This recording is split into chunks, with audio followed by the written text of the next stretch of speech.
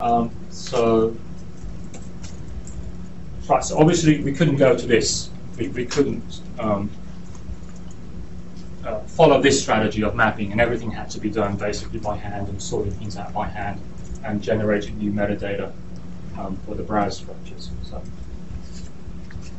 So I mean, this generated the outcome. So these are things which sort of stood in the way of what we thought would have been a simple process.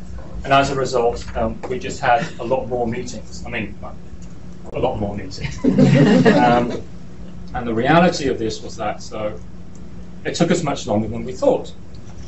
We weren't sure, and we're still not sure exactly why. But I'm trying to do some research here. But two of the factors we should consider with this is that there were a certain set of metadata issues, which I've just discussed, and there were also sets of organizational issues and organizational knowledge issues. And in fact, the process turned out to be not so much like assembling flat pack furniture. It was more like remodeling a house in terms of the scope and the difficulty and the decisions which came up during the whole process. Like this. So we were basically engaged in a lot of house remodeling. How am I doing? You're good. Oh, I'm very good. Okay. 6 minutes. Oh, okay. So stage 3, we went through a certain amount of readjustment here. It will be fair to say that at some point there was a certain amount of heated discussion within the project regarding the direction of the project and the strategies we should be adopting and so on. Some people even left. So our programmer left, which also put that was another delay, right? That was a surprise. That was a big surprise, yeah.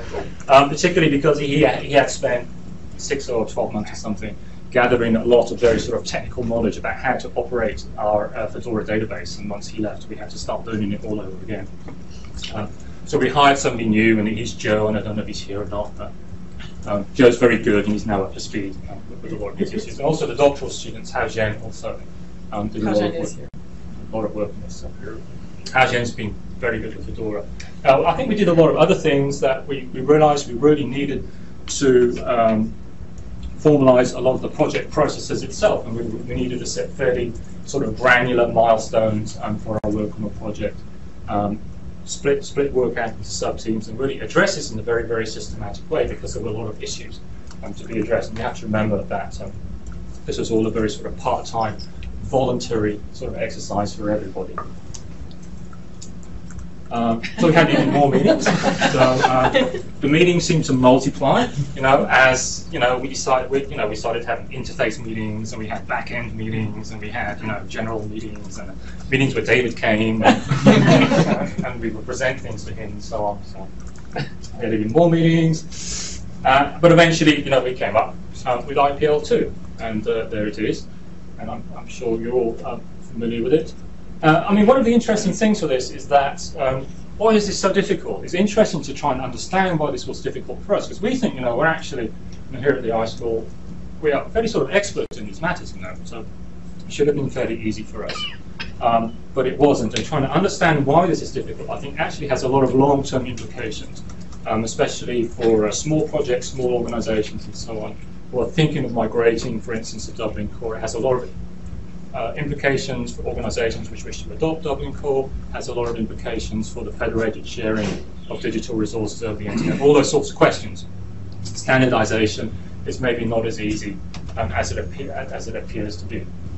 Some of the explanations, well, there's a lot of legacy metadata issues, which you just talked about. I said there were these peculiarities just arose out of the way these individual institutions grew.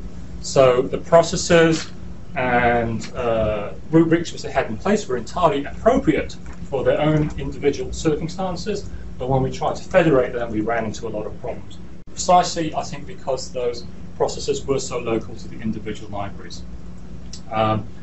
However, it was hard to identify what those local processes were and then deal with them, because this comes around to the question of organizational memory and organizational knowledge. And basically, where IPL is a small-scale project, has lots of volunteers, it's very difficult. It's a complex project, but it's very difficult for IPL to maintain a long-term organizational memory or organizational knowledge of what's been done in the past. And this made it difficult both to identify surprises, and this meant that in turn that these surprises continue to emerge. And I think they've also continued to emerge over the life of the project. And we do actually have some organisation memory. Where is it? There it is. Mike. But Mike is only, when did you join us, Mike? I mean, it was relatively recently, wasn't it? Yeah, 2005 is when I came to the IPL as a staff member. So. Right, and then you started working as collection development seriously in 2006. Yeah, so very late. You know, Mike's only relatively recent. Everything which was before Mike is it's behind the screen for us. It's behind a set of curtains.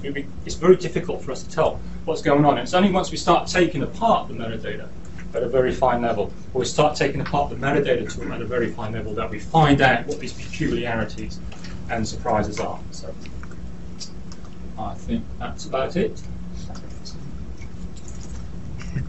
So thanks very much. We have faculty, students, staff of the iSchool, and also OCLC and Elise chipped in a bit of money to this, I think. And no time for questions. We do questions later. All right. Okay. All right. Thanks very much.